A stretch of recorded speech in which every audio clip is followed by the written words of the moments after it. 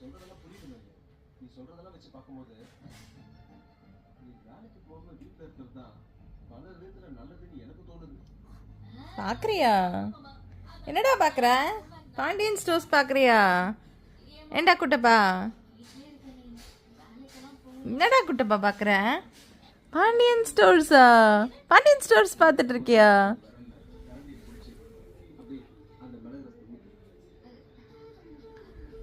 மயில் தங்கம், மயில் பார்க்குறியா?